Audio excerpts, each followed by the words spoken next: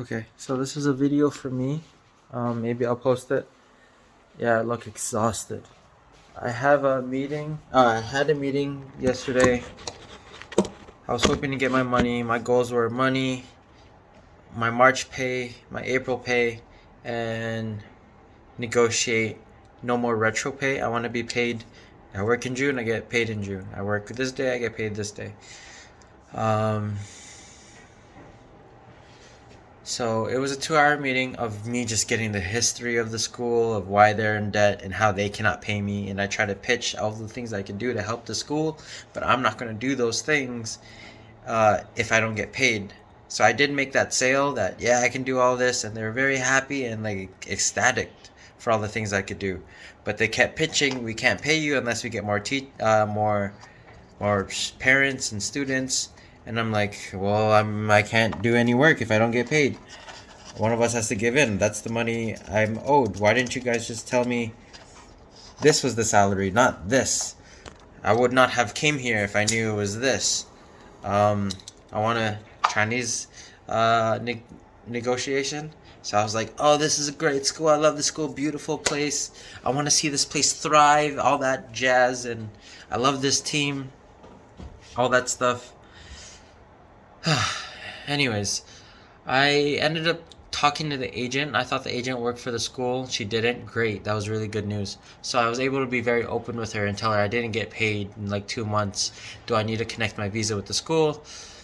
Um, I don't need to. I need to connect it to the school currently to get my visa and all that bullshit. Uh, Work permit. Um, Now that I'm saying it out loud, I think I just need to decide: am I going to continue working in China or am I going to leave? Because I can stay at the school, get my visa, then leave and sue them. And if I sue them, whatever they owe me is automatically times two. So I will get, at the moment, I'll get 100,000. That's great. Other people will get 500,000, bro. RMB, RMB. Everything's in RMB. Mind you, that's a lot of money, regardless. But there's still some gray area, like the contract that they gave to the government. I get paid 15,000, but the contract I signed for me, I get paid 29,000 per month RMB. Uh, yeah, so I'm like stuck between options. Either I stay in China, I pay the rent, 12,000 rent, and I stay in Beijing. I risk zero COVID. I risk losing time, and that'll I'll get like X amount of money, and it's not really worth it, because I know I'm no longer here long term because of the zero COVID policy, and like traveling makes no sense. I can't. I barely left the area. The goal was to make money. Now I'm losing money.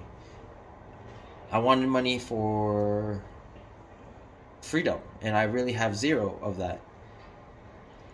Option one, that stay in Beijing, sue. Option two, leave now. Just go to Ningbo and then take my flight from Ningbo. Currently, very, very expensive. Beijing would be cheaper flights. I can probably find some side gigs, which is possible. Yeah. Yes, sir. Uh, and I'll probably leave maybe June, July, or August. My residence permit that allows me to stay in China expires September 9. So I won't be legally allowed to work. I can still find side gigs. Maybe. Hopefully. And I'll leave September 9. Or before that, a little bit before that, just in case. Or I stay in Beijing and leave in Beijing now, and that would be the cheapest option, but I need to see the people I grew up in China with before I leave. I need to say goodbye. I need to I need to give a hug. I made promises. I just need to. Um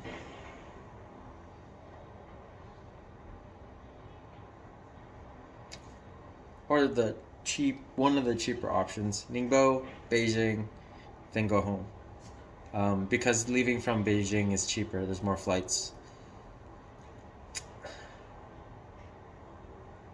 I want to pack my stuff now and just go to Ningbo, chill for a little bit, and then go home. I haven't chilled in China. It's fine. I haven't seen the Great Wall. I haven't seen Forbidden City. I haven't seen all the traditional stuff, but I am happy with my time in China, and I don't really care about all that stuff. I met a lot of people. I've had a lot of good experience and a lot of rough experiences. Uh, do I feel like I've grown up? Yeah. Do I feel like this was worth it? I don't know. We'll see down the line. But do I regret anything? No, no. Uh, so, anyways, yeah. I currently just want to pack and go. I think I might just do that, to be honest. That's where my whole body and heart and everything is leaning towards. I have some emergency cash, but that emergency cash was enough to suffice in Ningbo, uh, not in Beijing. And now that I'm down even in my checkings because I'm moving to Beijing and now the school hasn't paid me, I'm like 5 months down in savings, or a year down in savings, let's be honest. Uh, what a fucking experience. EF, the flight tickets to go to Japan, I messaged them, hopefully I can get some free flight tickets. So I think either by the end of June or end of May, I'll either be in Ningbo or still here. I really don't want to pay for rent and I'm not getting consistent income. So I will either go to Ningbo by the end of that. Because fighting the school, it makes no sense. It makes no sense. I don't think it's worth it, and the time I need to spend, and flight tickets. Like, no, I don't even want to consider it. It's an option. Fight, rent.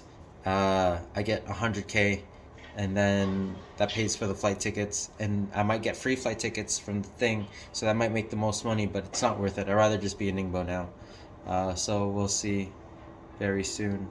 That is the current update. Today is May. Oh, this is my view, guys. Today is May 17. I need to take a COVID test. This line is getting longer and longer. I should go line up. Bye.